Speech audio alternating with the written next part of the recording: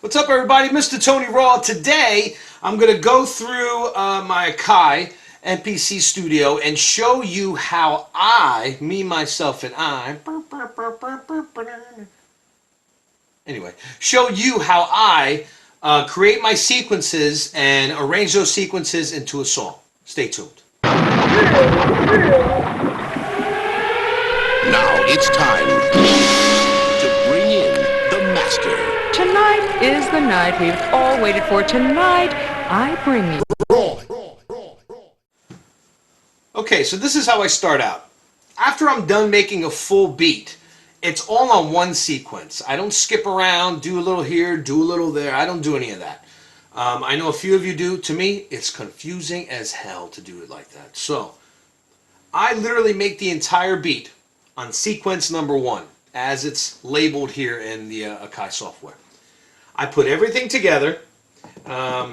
This song, I literally have 16 tracks, okay? A true 16 tracks this time. If you watch my prior video, it was actually 14, but I lied to you. I said it was 16. But anyway, so I put everything on.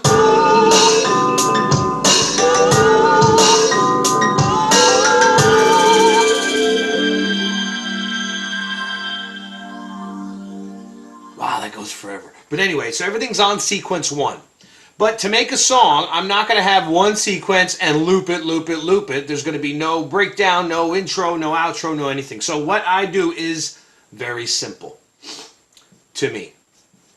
First off, top right hand of the screen, you see sequence. It'll automatically say sequence 1. Okay, sequence 1, I relabel that and I name it main. Oh, what did I label it? Because I changed this a little.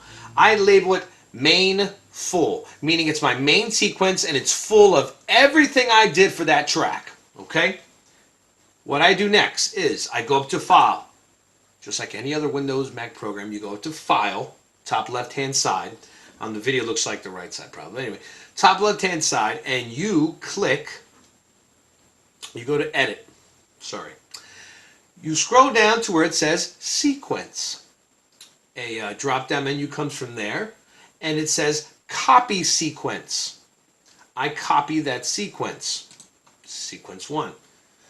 A little pop-up screen comes up. It says Copy Sequence. Copy contents of sequence, and then over contents to sequence, blah, blah, blah. So what I'm doing, I'm going to rearrange it so it says 1 main full. That was originally my sequence 1, but of course, like I said, I renamed it. So main full, and over to contents of sequence, then I'm going to copy it, so I want it in a different sequence. So this one, I'm going to do sequence 2, okay, from the drop-down menu. I hit sequence 2, and then I hit do it, okay? So now, by the way, I'm in the main menu here. Main menu on, it's right next to the jog wheel right here. Main menu is this pretty little button you'll be pressing a lot. Well, I press a lot. I know the word main will be worn out in no time. Anywho, so I copied sequence 2, or sequence 1, which I relabeled main full, to sequence 2. I click on sequence 2 from the main menu, type right hand side, says sequence 2. Now what I do, since sequence 2 is an exact duplicate of sequence 1, I track mute how I want the track to be made, okay? Meaning, I'm in sequence 2 from the main menu. What I do is literally go to the button, top right-hand side of your Akai controller, track mute. Hit it, see my display changed. Now this is showing all the active tracks that are in this sequence. In the display screen, if you were smart and you relabeled each instrument as you recorded them, you will see the names of those, okay? So starting from the top, if you're familiar with this, it's 13, 14, 15, 16 in the first row. And actually, how Akai's work is 1, 2, 3, 4, 5, 6, 7, 8, 9, 10, 11, 12, da, da, la, la, la. Anyway, so my top row. My first my pad 13 is sub bass. I relabeled it. It was named something else, but sub bass, I did that so I can understand exactly what it is. Next one is second assistant drum. I have a second drum backing up my main drum kit. Pad 15 are congas. Of course, I always put a little Latin flavor in my stuff. This track, you could barely hear it, but it's there. Pad 16, you caught me in another lie. No, Pad 16 is this little ding, ding, ding, this little piano key I put in. Okay? So on and so forth. So everything is on your blue display screen showing everything that's in this track, okay, in this pad bank. Now, in this song, let me see. I think it's only 16 if I'm correct. Yeah. Okay, on this song, I have everything in pad bank B. Why? I don't know, because I do. But anyway. So back to track mute for sequence 2. I find the sounds that I only want to play in this sequence. The rest, I will track mute. How you track mute in the track mute screen is, oh, I don't want that sub bass like I explained earlier. Pad 13. Boom, you hit it. Now it's muted. You're not going to hear it in the sequence. I'm breaking this down very simple so you can understand.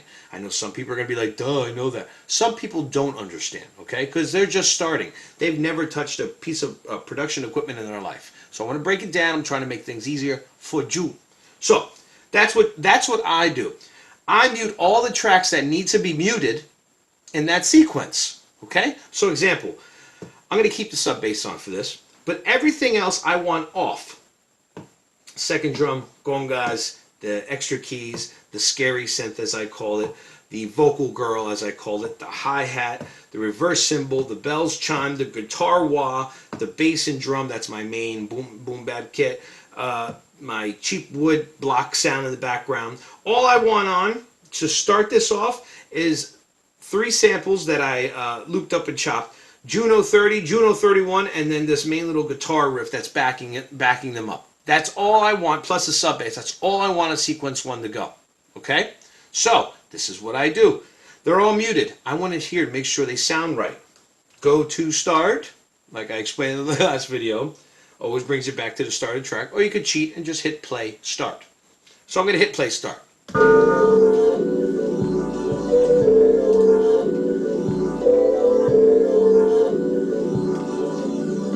That's all I want in my first sequence. Usually when I make a beat, it's 4 bars, and if I'm really into it, I'm going to make a long song or something crazy. It's 8 bars. But myself, I know a lot of people only do 2 bars, but I do 4 bars. I like a little more space to break it down and have a little more fun with it. All right. So 4 bars. First sequence. I have it labeled sequence 1. I'm going to rename it. This is how I do things. I'm going to go up to the top where it says sequence 2. Instead of sequence 2, I like to label it intro 1. To me, I know that's the first sequence that I'm going to lay down, and then from there I usually have an intro 2. Usually that's an 8-bar intro. After that, we have the verse. If it's hip hop, it's 16 bars for the spit, for the verse. You know what I'm saying? After that, it's an 8-bar hook. So how I label everything is intro 1, intro 2. From there, the main verses, since these are 4-bar loops, it's 16 bars. That's 4 sequences, but I'll label them because I like to chop them up and change them sometimes. I will label them verse 1, verse 2, verse 3, verse 4. Yes, kind of weird, but that's how I label it so I understand. Then when it gets to the hook of the song, I label it hook 1, hook 2, because I like different breakdowns in the chorus, the hook of the song. Okay? And basically that's it. Now, to continue copying sequences, I go back up to the edit screen, I go to sequence, drop-down menu comes down, and I do copy sequence. To make things, since I started using this is how I do it, and I don't want to change how I do it, I always copy that sequence 1, which I labeled, and I already forgot what I labeled it, main full. I copy it, and then I'll go to that sequence, track mute, figure which ones I want to mute that track, and then go on. From there, I copy another sequence from the main full, sequence 1, to a new sequence. I rename it to whatever it is, and I go on and so forth. When you have all your sequences together, okay, I usually have about 1, 2, let me think, 4, 5, 6, 7, 8. Okay, it's 8 for a 16 in the intro, 8. I mean, it's probably around, I don't know, 20 sequences, a little less. My addition isn't that great right now because I don't feel like counting. But anyway, so I go into song mode. Song mode, you'll see it. It's literally right in the middle of the Akai software screen. It's a little music note, okay? And I insert down to the right, a section is labeled song, and then it says below the song, it says edit step. I insert step. I hit insert step. I hit insert step. I hit insert step. What that's doing is inserting steps into the sequence screen, which is on the left. From there, you can organize your sequences. Since you renamed them all and you know what they are, you can organize them in the order you want them to play. Get it? So, as I always start out, the first sequence will be intro 1. The second sequence will be intro 2. The third sequence will be verse 1, so on and so forth. Verse 2, verse 3, verse 4, hook 1, hook 2, and then we go back to the verses. Verse 1, 2, 3, 4, blah, blah, blah. So that's how I break down making and copying my sequences and putting them into a song. I hope that made sense to you. I'm sorry I don't have the display on the screen. I actually have the software, I just haven't played with it yet. But for this, I think it's pretty easy to explain to you what and where everything is, because it's the Akai software is pretty easy to understand as long as you learn the terminology. So watching my videos and some of my compadres videos here on YouTube, you'll understand how all this works. So that's about it. Thanks for tuning in. Please subscribe. Make sure you like this video, share it to your friends, share it to your homies, show your mother, whatever it takes to get the word out about how this Akai software works. Now, mind you, this Akai software is for the Akai Studio and the Akai Renaissance. So share it to your friends that use both, or to anyone else who's interested in the software. And Akai is not paying me any money for it. Just wanted to tell you. Okay. So anyway, have a great day. Thanks for tuning in, Mr. Tony Raw. Tony Raw Beats. Deuces. Like and subscribe. Don't be a stranger. Hear me?